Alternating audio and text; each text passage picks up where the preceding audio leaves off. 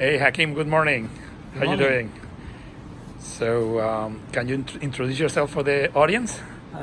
Yeah, of course. Hi, I'm Hakim Belmodine. I'm a postdoctoral research scientific in a Raphael Youth Laboratory in the Department of Biological Science at Columbia University in the city of New York. And you have a funny accent. So, where are you from? So I'm from France. I guess you can tell from my accent, indeed.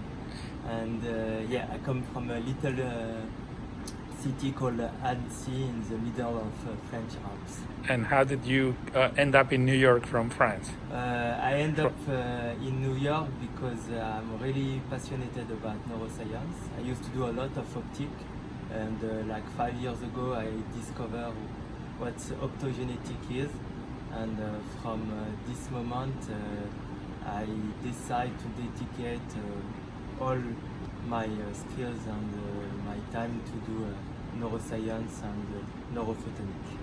You want to show us your setup? Yeah, of course. Here, why don't you walk us over? Yeah.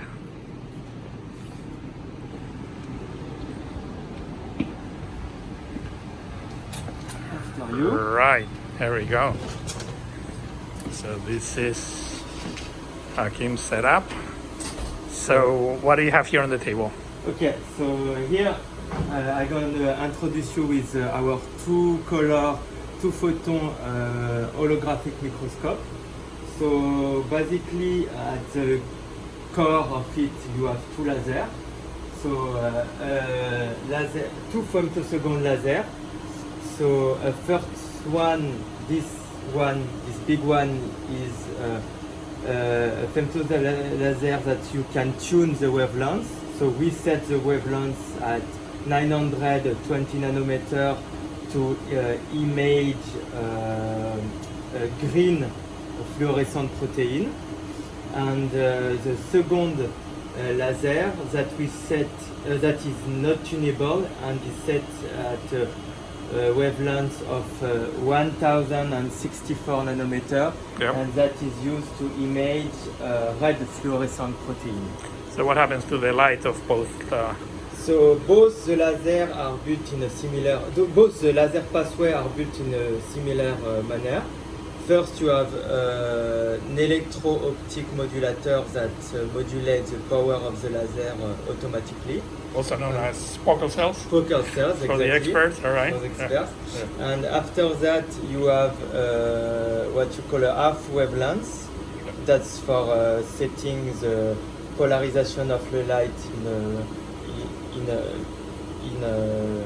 the manner we want it to be set for later in Yeah. the pathway. Yeah.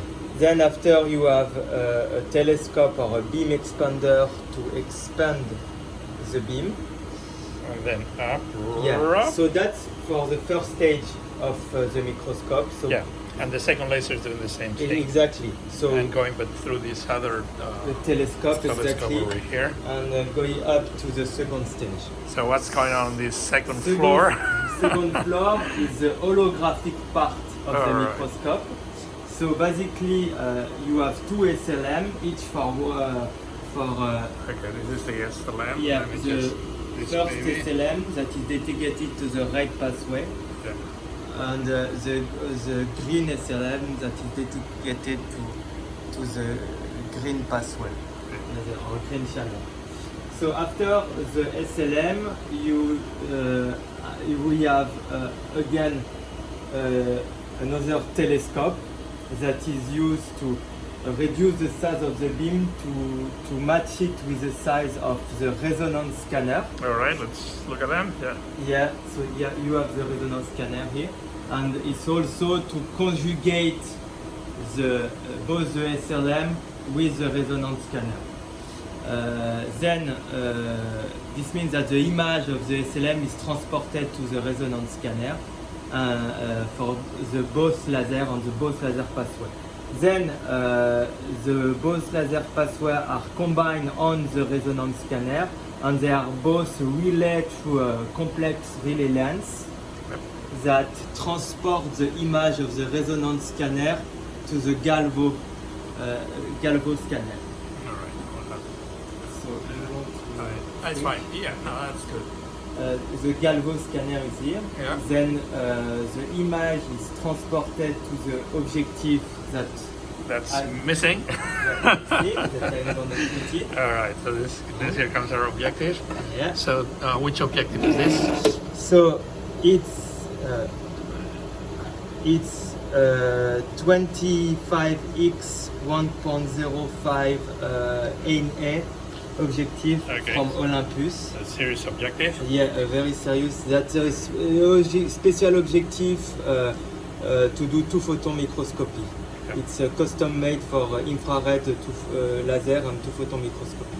And then we have the mouse, which is also missing. Let's Yeah. say my finger is a mouse. Exactly. So we fix the mouse the mouse. We do surgery of cranial window and wet plate with the mouse, Yep. and we put it there to image it. Right. And then the fluorescent that comes back up. Yeah. So then the fluorescence back up to the objective through a tube lens that is here, and a dichroic mirror that splits the green light to one PMT or photomultiplicator tube, and the red fluorescence that go through the dichroic mirror to detect the red fluorescence in the second detector. All right. So I know you love optics, and you probably have a blast building this and tweaking it and changing it. But Yeah.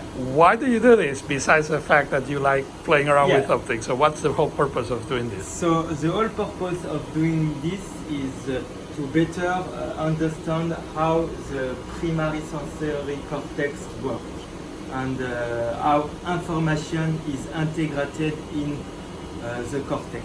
So why do you need two lasers and all this holography? Exactly. So we need two lasers to image two different parts of the what we call the cortical column.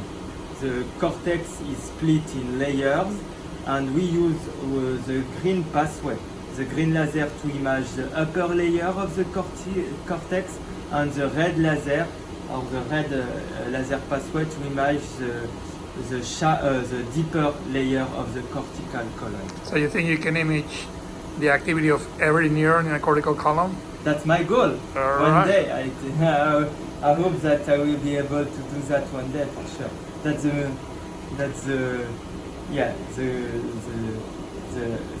objective or the target at the end of the road. I would Wonderful. Well, good luck and thanks for your time. say. Thank you to give me this opportunity to show my work, and I hope you will appreciate it.